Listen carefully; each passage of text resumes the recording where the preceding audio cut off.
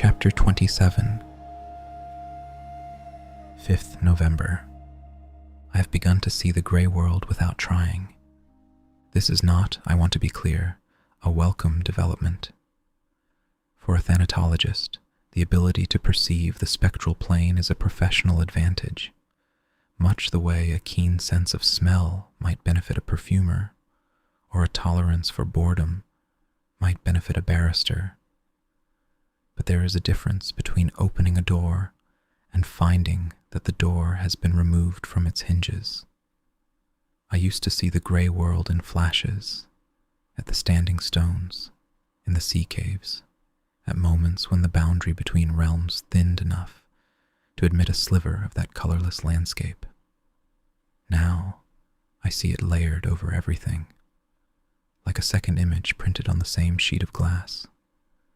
I look at the harbor and see, beyond the boats, a grey shore lapped by grey water.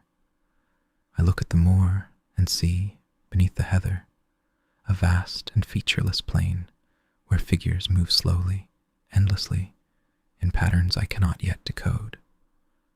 I look at Moira's kitchen and see, behind the warmth and the steam and the terrible porridge, a cold and lightless room with a table set for the dead. It comes and goes.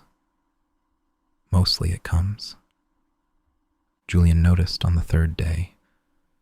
We were at the table, working through a set of spectral boundary readings that we had taken the previous afternoon at Carn-Du, and I was having difficulty reconciling two data points. I was staring at the page, trying to make the numbers behave, when the page itself began to change.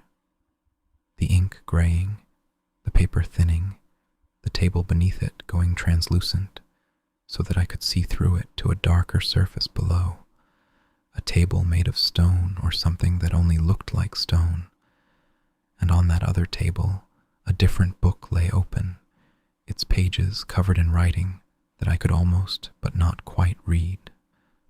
Clara. I looked up.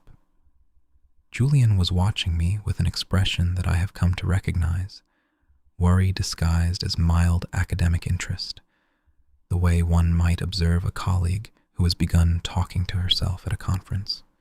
"You were gone," he said. "I was right here." "Your eyes," he said. "They changed. The pupils went wide, very wide, and you stopped breathing." "Don't be dramatic." "I'm not. I counted. You didn't breathe for 31 seconds. This was troubling for several reasons, not least because 31 seconds is a medically significant period of apnea, and also because it is exactly the kind of thing that happens to Julian when his spectral nature asserts itself. I did not say this. I did not need to. His face told me that he had already made the connection, and that the connection frightened him more than he was prepared to show. "It's getting worse," I said, because there seemed little point in denial. "I have many faults. The list is extensive and well documented by colleagues, students, landladies, and one particularly scathing reviewer in the Edinburgh Journal of Thanatological Sciences, but dishonesty about observable phenomena is not among them." "How often?" "4 times yesterday, twice this morning. The episodes are longer." "How long?" "The longest was, I'm not certain. I lost time. I was walking back from the standing stones, and I was on the path near the stile, and then I was at the cottage door, and I don't remember the ground between." Julian set down his pen. This was significant. Julian does not set down his pen unless something has genuinely alarmed him. He has an Oxford-bred ability to maintain the appearance of calm composure while the world burns around him, and I have seen him annotating a manuscript during what I would classify as a serious spectral event. "The Warden is pulling you," he said. "I know. Not metaphorically. I can feel it. The draw. It's like a tide. He's thinning the boundary between you and his world, specifically around you, so that you're standing in both places at once. If it continues, I'll slip through. Yes, I've worked it out. You've worked it out. He said this in the tone that means he is furious, but considers fury insufficiently elegant and is attempting something more cutting. You've worked out that you're being slowly absorbed into the realm of the dead, and your response is to continue taking field notes. My response is to continue the work, which is the only thing that will produce a solution. What would you have me do? Weep? Flee? I've tried fleeing. I went down to the harbor yesterday with every intention of inquiring about the next ferry. I got as far as the pier and the gray world opened up around me like a jaw. And I was standing on a pier that wasn't there anymore, looking at a sea that was silver and still. And the Warden was on the other shore, and he smiled, and then I was back on the real pier with salt on my lips, and Hamish staring at me as though I'd gone mad. I cannot flee. The Warden won't let me. The only way out is through. Julian was quiet for a long time. Outside, it was raining. It has been raining for 3 days, the kind of cold, relentless, sideways rain that makes one question the fundamental premise of Scotland. And the window was a grey blur, and Bram was asleep on the manuscript, his favourite spot, irrespective of the damage his considerable weight does to the binding, and the fire was low. Then we work faster, Julian said. Yes, and you tell me, every time it happens, every episode, every slip, every moment when the grey world asserts itself, you document it, and you tell me. I'm already documenting it. Of course you are. You'd document your own funeral if someone gave you a pen. I'd write a strongly worded letter of complaint about the catering. He almost smiled. Almost. Then he picked up his pen and returned to the boundary readings, and I returned to the data point that had been troubling me, and we worked in silence for the next 2 hours, and the grey world flickered at the edges of my vision like a candle flame that would not be blown out, and I breathed very deliberately, in and out, and did not stop. Moira came in the afternoon. She did not knock. Moira has not knocked since the 2nd week of my stay, having apparently decided that our acquaintance had progressed beyond the formalities and into the territory of mutual domestic invasion. She brought oatcakes, tolerable, butter, excellent, and a jar of something she called bramble jam that was, in fact, the best thing I have eaten on this island. She also brought something else. Here, she said, setting a small object on the table between my ink bottle and Julian's stack of notes. I've been thinking about giving you this, after what happened at Samhain, and the way you've been, the way you look sometimes, like you're not quite here. The object was a stone, small, flat, oval, dark gray, with a hole through the center, a natural hole, worn by water over centuries, not drilled by human hands. It was threaded on a cord of red wool, knotted above and below the stone, so that it hung like a pendant. A hagstone, I said. I knew what it was. The literature on apotropaic objects is extensive, and hagstones, also called adder stones, witch stones, fairy stones, and, in the Scottish Gaelic, clach nathrach, appear in the folk traditions of every culture that has produced them, which is to say every culture that lives near water and stone. Their supposed properties include protection against malevolent spirits, the evil eye, and nightmares, and in some traditions, the ability to see through glamours and illusions when one looks through the central hole. My grandmother wore it, Moira said. She was, well, you know what she was. A seer. She said it kept her tethered. To the living world, I mean. When the other world pressed too close, she'd hold it, and it pulled her back. Did it work? She lived to 83 and died in her own bed, so, yes, I think it worked. Or she thought it worked, which might be the same thing. I turned the stone over in my hands. It was warm, body warm, as though Moira had been holding it in her pocket, and smooth, and the hole at its center was perfectly round, which is unusual. Most hagstones have irregular perforations. This one looked as though it had been shaped by a very patient and mathematically inclined stream. I can't take this, I said. It's your grandmother's. It's mine. She left it to me, and I'm lending it, not giving it. I want it back when you're done with whatever this is. She gestured at the table, at my notebooks, at the general condition of being a thanatologist on an island where the dead walked at Samhain, and the local spectral lord had expressed a personal interest in one's future. Moira, put it on. I put it on. The cord was long enough that the stone hung just below my collarbone, against my sternum. It was warm there, and heavier than it looked, and when I breathed, I felt it rise and fall with my breath, and I became aware of my breathing in a way that I had not been before, and the grey world, which had been lurking at the edges of my vision all afternoon like an uninvited guest who refuses to leave, pulled back. Not far, not gone, but further than it had been all day. Julian was watching. He said nothing, but his expression was complicated.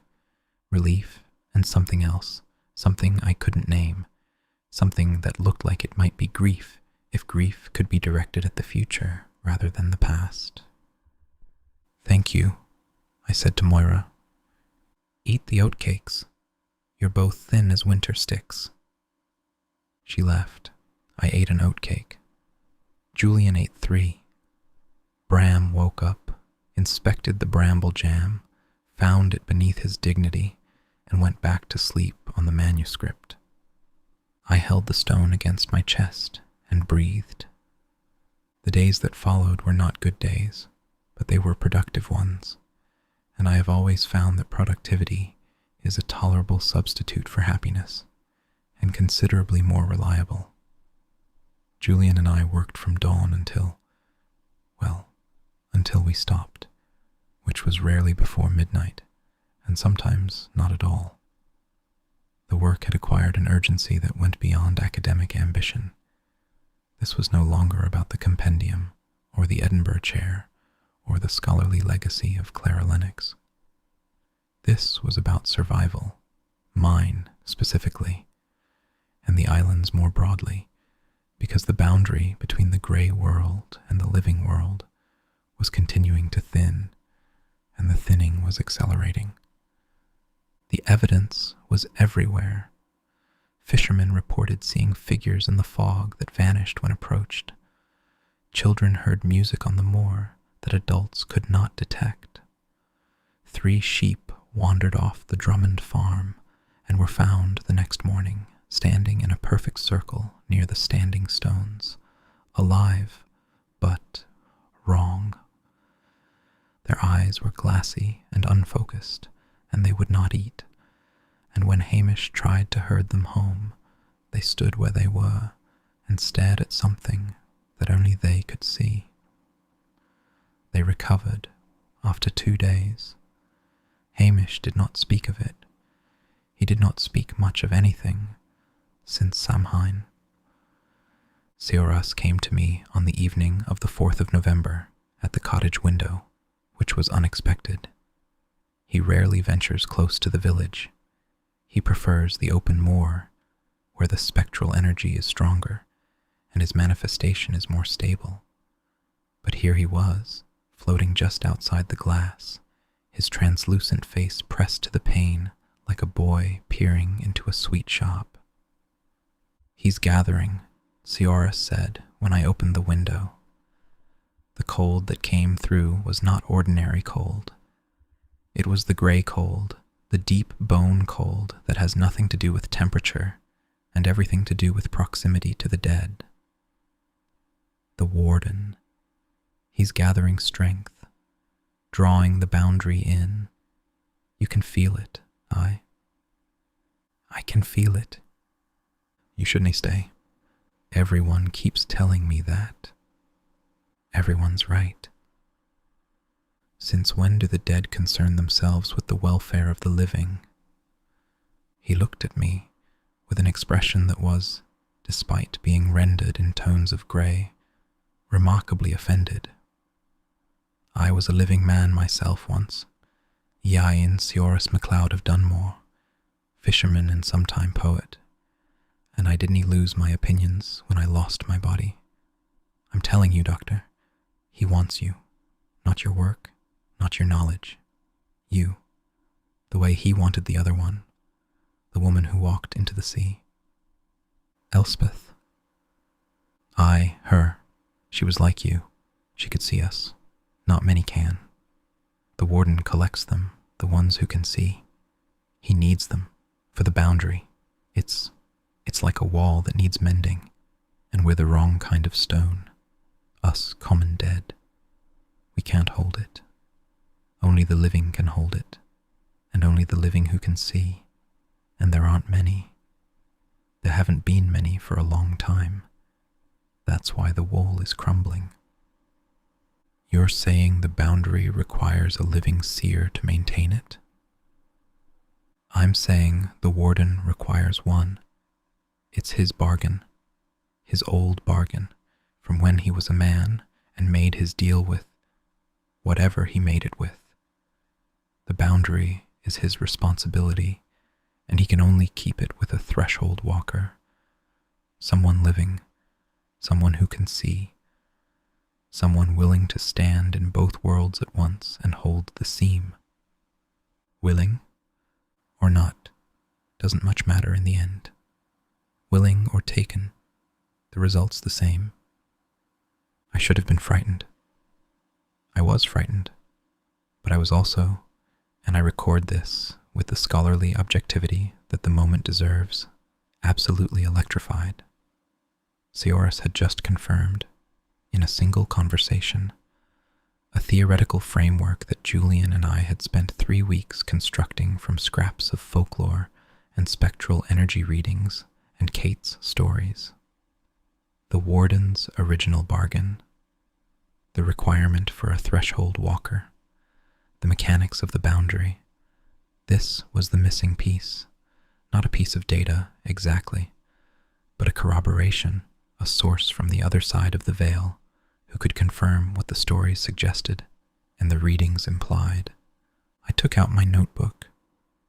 Seorus watched me write with the patient resignation of someone who has been interviewed by a scholar before and knows that the notebook comes out regardless of the circumstances. "You're not going to leave, are you?" he said. "No." "Then be careful. The Warden is old, Doctor, and he's patient, and he's not cruel. Not in the way the living understand cruelty, but he'll take what he needs, and what he needs is you, and he won't stop because you ask him nicely." "I don't intend to ask him nicely." "No," Seorus said, and for a moment his face was almost solid, almost warm, almost alive. "I don't suppose you do." He faded. The cold at the window faded with him. I shut the window, pulled Moira's stone up to my lips, and breathed warm air onto it until the chill left my hands. Then I opened my notebook and wrote everything down. Chapter 28. 8th November. We found the texts. I am going to record this properly because it matters, because it is the kind of discovery that changes not only one's research, but one's understanding of the research. the kind of thing that shifts the ground beneath the entire edifice of a scholarly career and forces a wholesale reappraisal of assumptions one did not know one was making. I am going to record it properly, even though my hands are shaking. From cold, from excitement, from something else that I will not name. And even though Bram is sitting on my left hand and making the writing of this entry a physical challenge, as well as an intellectual one. We went back to the ruined chapel of St. Bride. I should say, Julian insisted we go back. He had been thinking about the carvings, the ones we found on our first visit in September, the symbols that matched the Breton death markers, the ones that burned him when he touched them. He had been thinking about them for weeks, apparently, in the way that Julian thinks about things, which is to say invisibly and without comment until the thinking is done, and he produces a fully formed theory as casually as another man might produce a cigarette. "There's more in that chapel," he said, over breakfast. Moira had brought porridge. The porridge was, as always, an affront to the concept of nourishment. Julian ate his without complaint, which I have come to understand is one of the ways he expresses kindness, not through grand gestures or declarations, but through the small, unremarked willingness to eat terrible food made by someone who means well. I ate mine too, though I maintain that the oats were not so much cooked as bullied into partial surrender. "More carvings?" I said. "More than carvings. The chapel was built in the 12th century, yes, on the site of an older structure. You noted that yourself in your September field notes. The foundations are earlier, pre-Norman, possibly Pictish." "Possibly. And the carvings on the walls, the death markers, those aren't 12th century either. They're older, cut into the stone before the chapel was built around them, which means the chapel was built on a site that was already significant, already marked, already connected to the spectral world. This is not new information, Julian." "No, but here's what is. Churches built on pre-Christian sacred sites almost always incorporate the older structure. They don't destroy it. They build over it. They seal it in. And if the original site was a boundary marker, a place where the veil between worlds was thin, then the builders would have known that, and they would have hidden it rather than destroyed it, because destroying a boundary marker is, well, you know what it is." I did know. The destruction of a spectral boundary marker is, according to every credible source from Blackwood to De Villiers, to my own field observations in the Carpathian borderlands, an extraordinarily dangerous act. It doesn't close the boundary. It removes the frame. The difference is the difference between shutting a door and removing the wall the door is set in. Without the marker, the boundary becomes unstable, permeable, unpredictable. The dead wander where they please. "You think there's something hidden in the chapel?" I said. "I think there's something hidden under the chapel, or behind it. In the walls, perhaps. The older structure, whatever it was, is still there, sealed inside the later construction. And if the original builders left instructions, records of the bargain, the original terms, then they'd be in the place where the bargain was made." "Exactly." We went. The chapel of St. Bride sits on a headland overlooking the Western Sea, at the end of a track that was once a road and is now a suggestion. It was abandoned 50 years ago after what the villagers describe, with characteristic understatement, as the incident. The incident, as far as I have been able to establish from oral accounts, involved a Sunday service, during which the boundary between worlds opened without warning, and the congregation congregation found themselves sharing their pews with the dead.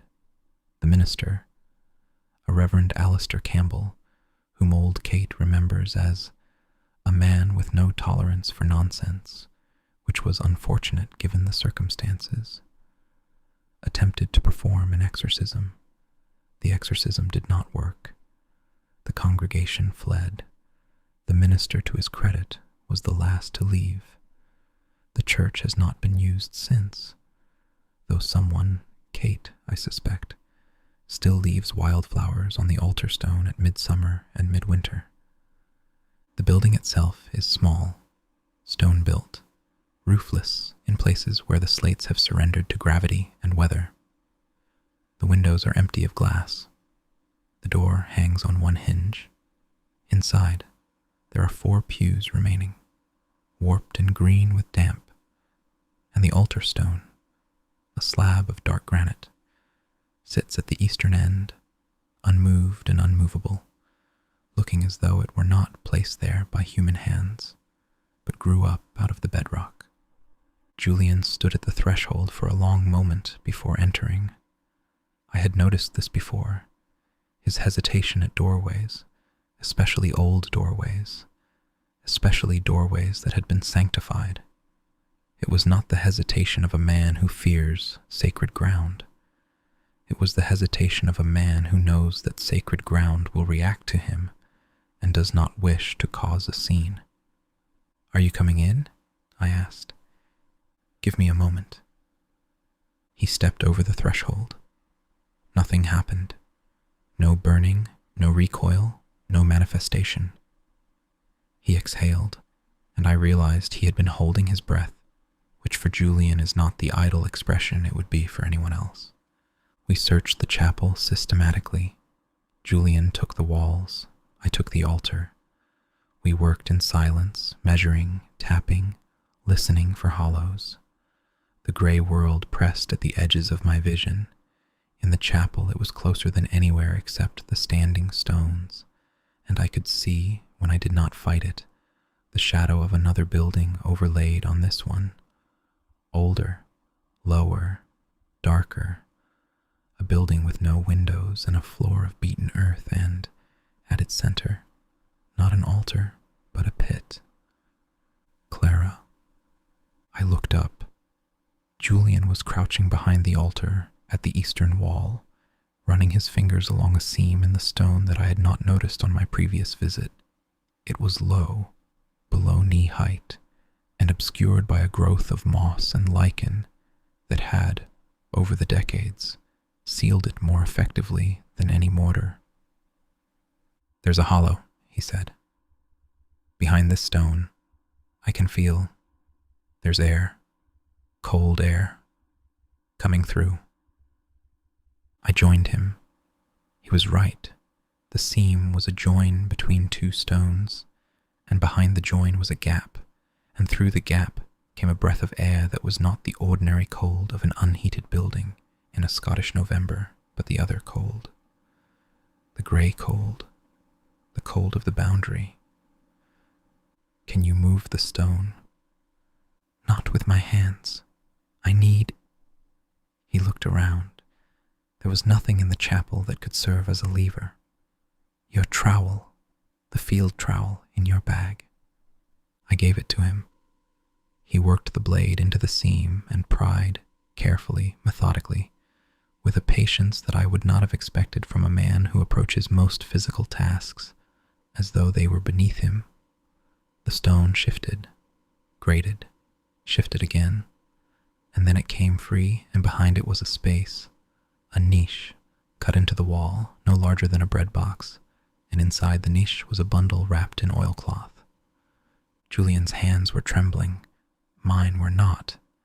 This may seem odd, but I have trained for this, not this specific moment, but moments like it, moments when the fieldwork opens up and yields something that the books and the theories and the years of patient scholarship have only guessed at.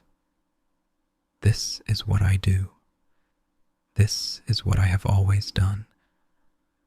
I reached into the niche and took out the bundle and unwrapped it on the altar stone and we looked at what was inside. Pages, not bound, loose, uneven, some vellum, something else, something thinner and more fragile, something that might have been bark or might have been skin, and that I chose not to think about too closely. They were covered in writing, two kinds of writing, the upper layer in medieval Scots, cramped and brown-inked and legible, barely, the lower layer in something older, something carved or pressed into the surface before the ink was applied, in a script that I did not recognize, and that Julian, who reads 11 languages and has a smattering of 4 dead ones, also did not recognize. "Oh," Julian said very quietly. "Yes, this is... yes." "How old?" "The ink, the medieval Scots layer, is 12th century, perhaps, the same period as the chapel, but the material underneath, the script, older, much older." "Pre-Christian." "Almost certainly." We stood there in the roofless chapel, with the rain coming in and the wind off the sea, and the grey world pressing at the walls like a crowd at a window, and we looked at the pages, and we did not speak for what felt like a very long time. Julian reached out and touched the edge of one page, very gently, with the tip of his index finger, and flinched. "Iron content," he said, "in the ink or in the material. Does it hurt?" "It stings. I can manage." He could manage. This was Julian's way of saying that it was agonizing, but that he intended to do it anyway, because the work mattered, and because I was watching, and because he is, beneath the languid exterior and the Oxford charm, one of the most stubborn people I have ever encountered. I say this as a woman who has been called stubborn by every person who has known me for more than a fortnight. I wrapped the pages carefully in my own oilcloth. I carry a square of waxed canvas in my field bag for exactly this purpose, the protection of unexpected finds, though I confess I did not expect anything quite this unexpected, and we left the chapel. Julian paused again at the threshold, going out. He put his hand on the doorframe, and I saw him grip it, and then let go, and then we were outside, and the rain was real, and the ground was solid, and the grey world retreated to its usual position at the margins. We went home. We spread the pages on the table. Bram immediately sat on 3 of them. The translation took 2 days. Julian did most of it. The medieval Scots was close enough to Middle English that his linguistic training served, and the older script he worked at with a combination of comparative analysis, intuition, and what I suspect was his revenant perception, that ability to see into the spectral world that sometimes extends to seeing into the past, or at least into the echoes that the past leaves on objects that have been steeped in spectral energy. I assisted. I cross-referenced. I made tea and forgot to drink it 4 times. Made more tea and forgot that too, twice. And eventually Julian began placing the cup directly in my hand and closing my fingers around it, which was, I am recording this only for completeness, not an unpleasant experience. What the texts said, the Warden of the Grey Threshold, the entity who rules the spectral realm of Ara, was once a man. This much we knew from Kate's stories. His name, according to the texts, was Brigda Mac Eakin, and he was a chieftain of the people who lived on this island, before the island had a name. A sickness came. Not a plague in the modern sense, but a spectral plague, a thinning of the boundary between the living world and the dead, so that the dead walked among the living, and the living sickened and died and joined the dead, and the dead grew stronger, and the boundary thinned further, and the cycle fed itself, a spiral of death that would have consumed every living thing on the island. Brigda made a bargain. The texts are not clear about whom he bargained with. The medieval Scots layer uses the word death, but the older script beneath it uses a term that Julian translated, tentatively, as the weight of ending, or the thing that closes. Not a personified figure, not a god or a demon, something more fundamental, a force, a pressure, the entropic tendency of all things to resolve into stillness. Bridie bargained with the principle of death itself. The terms, he would become the keeper of the boundary.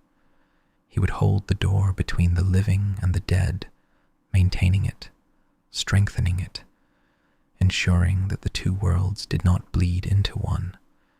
In exchange, the sickness would stop, his people would live, but Brigda himself would be neither living nor dead. He would be the door, the threshold, the thing in between. He would endure as long as the boundary needed him. The catch, and there is always a catch. This is the first principle of spectral bargains, and the first thing any student of thanatology learns, though it is remarkable how many of us forget it when we are the ones at the table. The catch was this: the boundary degrades.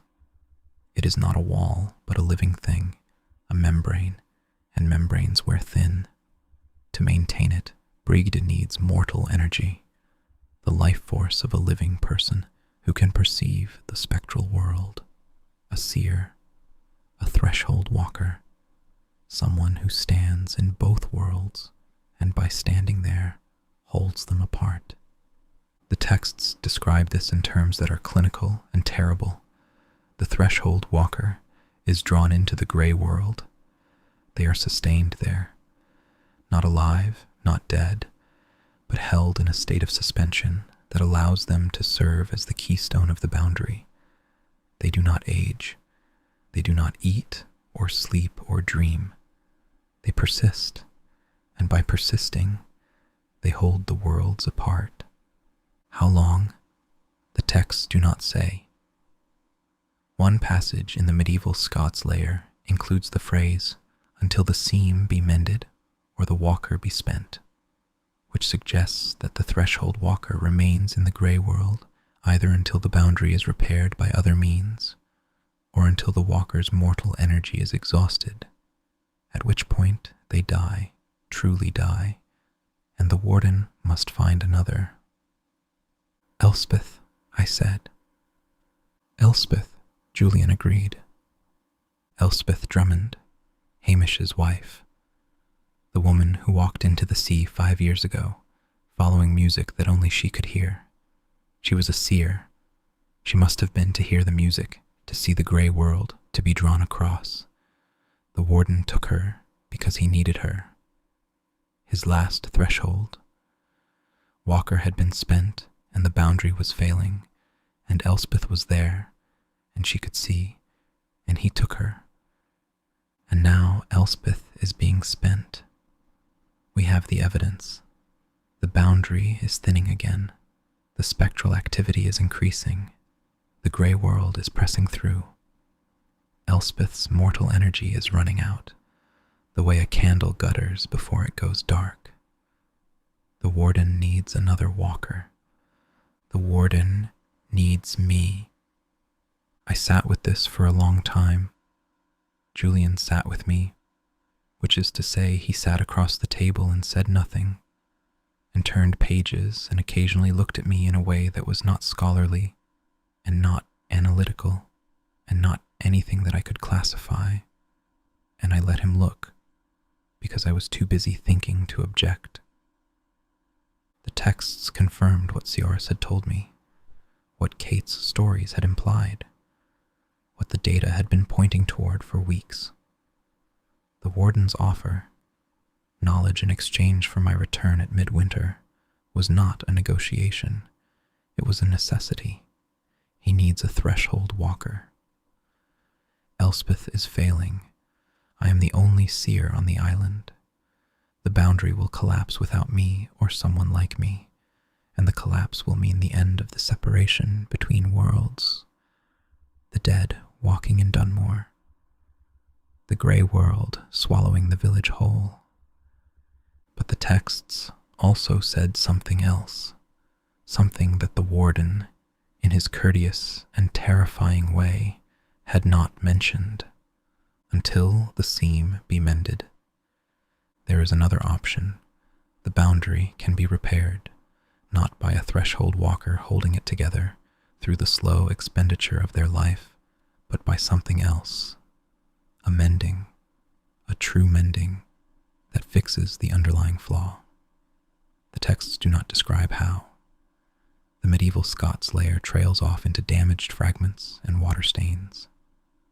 The older script, the one that Julian struggled with, the one that stung his hands, that script continues, but it continues in a direction that Julian could not follow.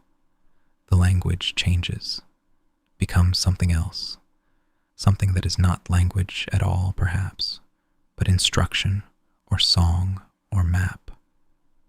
It's there, I said, at 3 a.m, when the fire had died and the candles were low and Bram had migrated from the manuscript to Julian's lap, where he sat purring with the self-satisfaction of a cat who has found the warmest surface in any room and claimed it. The answer is in the older text, the part we can't read, the pre-Christian layer. I agree. We need to read it. I can't. The language. It's not any language I know, Clara. It's not Pictish. It's not Brythonic. It may not be human language at all. It may be spectral. A language used in the grey world, recorded by someone who heard it and wrote it down. Then I need to go to the grey world and learn the language. No. Julian. No. That is not. You cannot simply visit the grey world as though it were a library. The last time you were there, you nearly... I didn't nearly anything. I went. I spoke with the Warden. I returned. You were gone for 6 hours, and you thought it was 20 minutes. The time dilation alone is a documented feature of spectral realms, as you well know, and is manageable with proper preparation. Julian, listen to me. The answer to the boundary problem is in a language that can only be learned in the grey world. The Warden wants me to come to the grey world. The Warden has offered me knowledge. What if the knowledge he's offering isn't just about spectres? What if it's this, the language of the boundary, the instructions for mending it? Then it would be a trap. He offers you the knowledge, you go to learn it, and once you're there, he keeps you, exactly as he kept Elspeth. Or it would be a gift. He's maintained the boundary for centuries, Julian. He's tired. Maybe what he wants isn't another walker to exploit. Maybe what he wants is someone who can fix the thing so that he can stop. Julian looked at me. Bram purred. The candle guttered. Outside, the wind threw rain at the windows with the casual violence of a Scottish autumn. That, Julian said slowly, is either the most brilliant insight of your career or the most dangerous piece of wishful thinking I have ever heard. Possibly both. Possibly both, he agreed. We did not resolve the question that night. We went to bed, separately, to separate rooms, in case the reader requires clarification on this point, which I provide not out of concern for propriety, but because Julian's room is the small one off the kitchen, and mine is the loft, and Bram sleeps with me, and there is simply no space for a second person, unless the second person were willing to share the bed with a 16-pound cat who sleeps diagonally, which which I suspect even Julian's tolerance does not extend to. I lay awake for a long time. The hagstone was warm against my chest. The gray world flickered at the edges of the dark, showing me the outlines of a room that was my room and was not my room, a bed that was my bed and was not my bed, and in the corner of the not room, a figure standing, watching, patient. I held the stone. I breathed. I slept. Chapter 29. 12th November. I have made my decision. I am going to the Warden at midwinter.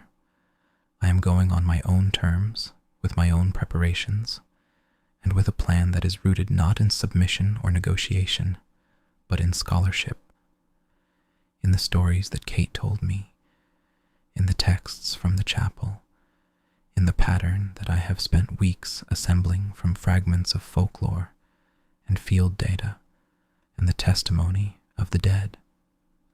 I am going because the boundary is failing, and because someone must fix it, and because the instructions for fixing it are in the gray world, written in a language that I cannot yet read, but that I believe I can learn. I am going because Elspeth Drummond is in there, holding the worlds apart with the last of herself, and she deserves to be relieved. I am going because I am a scholar, and the answer is in the question, and the question is in the gray world, and I have never been able to leave a question unanswered.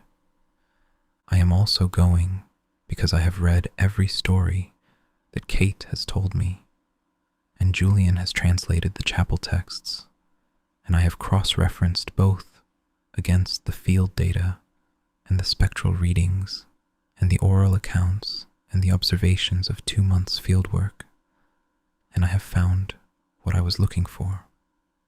The loophole. Every bargain has one. This is the second principle of spectral dealings, the first being that there is always a catch. The bargain between Brigda MacAiken and the force of death was made in language, spectral language, the language of the boundary, the language that acts. And language, by its nature, contains ambiguity. The Warden's bargain requires a threshold walker to maintain the boundary, but the bargain does not specify that the threshold walker must remain forever. It does not specify that the walker must be consumed. It says, and I am translating loosely from Julian's translation, which is itself loose, that the boundary must be held until mended. The holding is temporary. The mending is the goal. The walker is a stopgap, not a solution. No one has ever attempted the mending because no one has understood the terms. The Warden himself may not understand them. He has been holding the boundary for so long, in so much gray solitude, that the original purpose of his bargain may have calcified into habit. He collects threshold walkers, because that is what he does.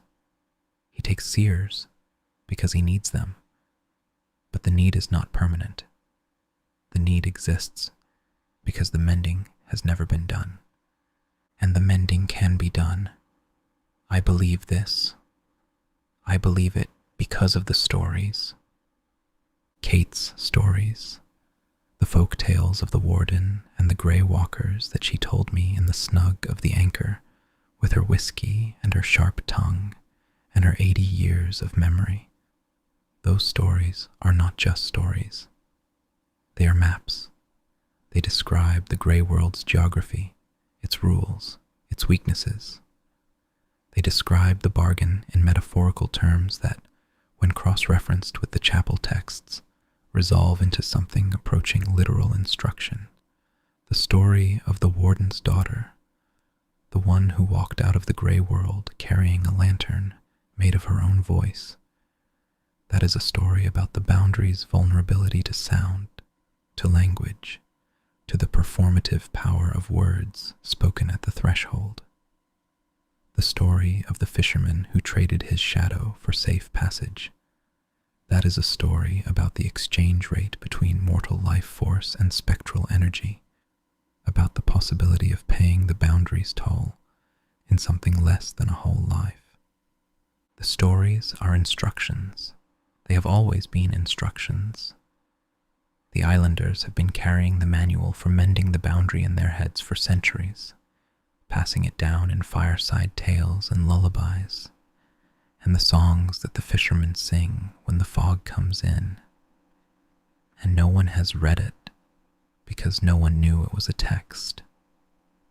I know, I told Julian. It did not go well. We were in the cottage. Where else? We are always in the cottage now. The two of us and Bram and the manuscript and the chapel texts and the wall of notes that Julian has pinned above the mantelpiece, which makes the room look like the office of a detective who has been investigating the same case for too long and has begun to lose perspective, which is not entirely inaccurate. No, Julian said. You haven't heard the plan. I don't need to hear the plan. The plan involves you going voluntarily into the gray world, which is the one thing that I have been trying to prevent since I arrived on this island, and you are proposing it as though it were a research expedition to a mildly inconvenient archive. It is, in essence, a research expedition to the land of the dead, to a spectral domain with unique linguistic resources that are necessary for the completion of Clara. He stood up. Julian does not stand up during arguments. It is one of his principles, the maintenance of physical composure even during intellectual conflict, and the fact that he was standing now, and that his chair had gone back on its legs with a scrape that made Bram flatten his ears, told me something about the magnitude of his distress. You cannot do this. I can. I've worked it out. The stories are folk tales. They are not a guarantee. They are not a map with a marked exit and a "you are here" arrow. They are stories told by an old woman over whiskey, and you are staking your life on them. I am staking my life on my interpretation of them, which is a different thing, and my interpretation is grounded in 2 months of fieldwork, a translated set of pre-Christian texts, and the corroborating testimony of a 200-year-old spectre. This is not reckless, Julian. This is scholarship. Scholarship. He said it the way one might say arsenic. You are going to walk into the kingdom of the dead because of scholarship. I am going to walk into the grey world because the boundary is failing, and Elspeth is dying, and the village will be consumed, and the answer is in there, and I am the only person who can retrieve it. Yes. Because of scholarship. Because scholarship is how we understand things, and understanding things is how we fix them, and fixing this it is the work, Julian. It is the work I came here to do. You came here to catalog grey walkers for your compendium, and the compendium has led me here, to this, to the boundary and the bargain and the mending. It's all the same work. It always was. He turned away from me. He went to the window and stood there, looking out at the dark and the rain and whatever he could see beyond them. The grey world, layered over the harbour, the spectral shore and the spectral sea, and the figure on the other side who was waiting. He could see it. He could always see it. You are the most infuriatingly stubborn woman I have ever known, he said without turning around, and I have known women for longer than you would believe. Then you should know that telling me not to do something has never once worked. He was quiet. The rain filled the silence. Bram, who had retreated to the top of the bookshelf during the raised voices, peered down at us with the expression of a cat who has seen quite enough of human foolishness for one evening, thank you. No, Julian said. His voice had changed. Lower, quieter, the fight gone out of it, or not gone, but reconfigured into something else, something that was not surrender and not agreement, but a kind of helpless recognition, the sound of a man who knows the person in front of him, and knows that knowing them means accepting the things about them that are most difficult to accept. I don't suppose it has. He turned around. His eyes were very grey in the lamplight, grey and steady, and looking at me as though he were trying to memorize what I looked like from this angle, in this light, at this moment when I was about to do something unforgivable. Tell me the plan, he said. So I told him. The plan, such as it is, I will enter the grey world at midwinter, the solstice, the longest night, when the boundary is thinnest and the passage requires the least expenditure of energy. I will go prepared. I will bring the hagstone, which tethers me to the living world. I will bring salt and rowan and iron for the common spectres, rowan for the boundary itself, salt for, well, salt for everything. Salt is the scholar's universal solvent when dealing with spectral phenomena. I will bring Bram, because Bram walked through the grey world during my first crossing without any apparent distress, and because the folk tales consistently mention animals as anchors, as tethers, as creatures whose connection to the physical world is stronger than a human's, and can serve as a kind of rope, binding the living to the living. I will bring the chapel texts, and I will bring the stories. This is the part that Julian objected to most strenuously, and it is the part that I am most certain of. The stories, Kate's stories, the folk tales, the songs, are not merely narratives. They are performative texts. They do something. The story of the Warden's daughter, who carried a lantern of her own voice. That is an instruction for navigating the grey world, using spoken language as a guide. The story of the fisherman and his shadow. That is a formula for negotiating an exchange. The story of the woman who wove a blanket from grey thread and used it to patch the sky.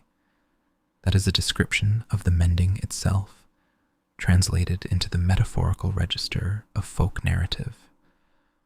If I can carry the stories into the grey world and speak them there, speak them in the right place, at the right time, in the right way, I believe I can mend the boundary, not with my life, not by becoming a threshold walker, not by standing in the grey forever holding the seam, but by actually repairing the underlying damage. The bargain can be fulfilled, the boundary can be fixed, and the Warden can be not defeated, not destroyed, but completed, released from the task that has held him for centuries, allowed to become what he should have become long ago, not a keeper of the dead, but one of them. The plan has flaws. I am aware of the flaws.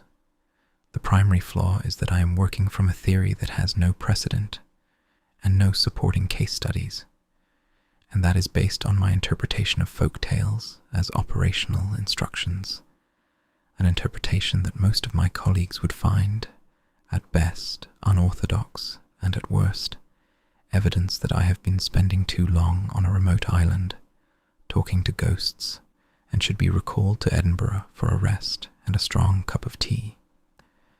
The secondary flaw is that the mending has never been done, or if it has, no record survives, and I do not know with certainty what will happen when I attempt it. The tertiary flaw is that the Warden may not cooperate. He may not want to be released. He may prefer the arrangement as it stands, himself as keeper, the boundary as his domain, the endless grey kingdom and its endless grey subjects. He has been the warden for a very long time. People grow into their cages, but the stories suggest otherwise. In every version of every tale, the warden is described as tired, as waiting, as standing at the door not because he wants to guard it, but because he cannot put the key down. I think he wants someone to take the key. I think he has been waiting for someone who can. Julian and I argued for 3 more hours after I presented the plan. The arguments were detailed, specific, and occasionally personal, in ways that I will not record here, because they touched on matters that are not the business of future scholars, or, indeed, of anyone other than the 2 people who said them, in a small cottage on a dark island, while the rain beat against the windows, and a cat watched from the bookshelf with an expression of magisterial disdain. What I will record is this. At the end of the 3 hours, Julian said, "If you are going, I am going with you." You can't. The grey world is lethal to revenants. The warden, the Cornish Grey Lord, the one who holds your bond. He'll feel you cross into another Grey Lord's domain. It could sever the bond. It could kill you. It could, or it could free me. We've discussed this. Discussed it theoretically, not as a plan, not as something you would actually... Clara. He sat down. We were facing each other across the table, the manuscript between us, the chapel texts spread out, the notes pinned to every surface, the detritus of 2 months' obsessive work. He looked at me the way he had looked at me on the moor at dawn, after his confession, not the Oxford face, not the charming face, but the other one, the real one, the one that was tired and frightened and alive in ways that a dead man should not have been able to be. I am not going to sit in this cottage while you walk into the grey world alone. I am not going to let you do this without me. You can argue. You will argue. I know you will. But this is not a point on which I am flexible, and I suspect you know that. I did know that. It's dangerous, I said. Everything about this is dangerous. Everything about this has been dangerous since you arrived on this island and started leaving salt on a moor for ghosts. The danger is not the question. The question is whether I go with you or sit here and wait and not know. And I am not. I cannot. He stopped.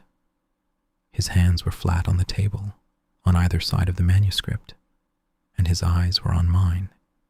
And for once, he was not performing, and was not deflecting, and was not hiding behind the wit and the charm and the decades of practice at being a dead man pretending to be alive. I cannot lose you in the grey world, Clara. I have been dead. I know what it is, and I cannot watch you go there alone. There are moments. I have written about this before, in other contexts, in my field notes on spectral phenomena, when language becomes inadequate, not because the thing being described is too large or too complex for words, but because the words are the wrong shape. They don't fit the space. I am a woman of words. I have built my career on the precise, the accurate, the well-documented word, and what I felt, sitting across from Julian Ashworth in that cluttered cottage with the rain outside and the fire dying and the grey world at every window, what I felt was not something I had a word for. I said, "All right." He closed his eyes, just for a moment. "All right," I said again, because once did not seem sufficient. He opened his eyes. He smiled, not the Oxford smile, not the charming smile, but the other one, small, cracked, real. "Well then," he said, "we'd better prepare. And so we are preparing. The weeks between now and midwinter, 39 days I have counted, will be spent in preparation. Julian is translating the remainder of the chapel texts. I am cataloging the stories, cross-referencing them with the spectral readings, building a map of the grey world from the folk narrative descriptions. Moira is helping. She has become indispensable, her seer's eyes catching details in the landscape that mine miss, her practical nature grounding the work when Julian and I drift too far into theory. Meg and Thomas have been sent back to the mainland with a letter to my department at Edinburgh, explaining that my fieldwork has been extended, and a second, more detailed letter to my sister Nell, saying that I am well, that Bram is well, and that she should not believe anything she reads in the papers about unusual weather on the Western Isles. Old Kate has agreed to tell me every story she knows, all of them, not just the Warden stories and the Grey Walker stories, but all the stories, the love stories and the war stories and the stories about fish and about weather and about the time a cow walked into the kirk during a sermon and would not leave, because the boundary is in all of them, threaded through the narrative like warp threads through weft, and I need them all to see the pattern. Hamish has begun speaking to me again, not much, not warmly, but he came to the cottage 2 days ago and stood in the doorway and said, "I hear you're going after her." He meant Elspeth. I do not know who told him. Moira, probably. Or the village. Villages know things the way the sea knows the tide, not through information, but through movement, through the shifting of attention and weight. "I'm going to try," I said. He looked at me for a long time. His face was the face of a man who has spent 5 years not hoping and is now confronted with the possibility that hope might be required of him after all. And the confrontation was costing him something visible, something that rearranged the lines around his eyes and the set of his mouth. "Aye," he said. "Right. I'll mend the gate then." He left. I stared after him. Julian, who had been listening from the kitchen, said, "I believe that was his way of saying he supports the endeavor." He said he'd mend the gate. Yes, the gate that he has refused to mend for 2 months. The gate to the cottage. Your cottage. He's saying he expects you to come back through it. Oh. I sat down and wrote this entry, and I am writing it now, and outside the window the sea is dark, and the sky is dark, and the grey world is a shimmer at the edge of everything, patient and cold and waiting, and I have 39 days, and I have a plan, and I have the stories, and I have Julian, and I have Bram, who is sitting on the chapel texts and purring. I have 39 days to learn how to mend the boundary between the living and the dead. I had better start. Notes. Note 1. The incident in question occurred during our joint expedition to the Breton ossuaries in 1909, when a Class 3 manifestation, a revenant memo, to use the French terminology, erupted from a charnel pit while Julian was in the middle of correcting my translation of a 16th century necromantic text. He continued correcting the translation. He did, I concede, glance up briefly when the revenant threw a femur at his head. Note 2. The scholarly literature on hagstones is surprisingly thin, given their ubiquity. Blackwood's Apotropaic Objects of the British Isles, 1887, devotes 6 pages to them. Sinclair's Folk Remedies and Spectral Protections, 1903, gives them two. My own compendium will include a more thorough treatment, categorizing hagstones under protective objects, subclass C, passive shielding, alongside iron horseshoes, Rowan crosses, and salt circles.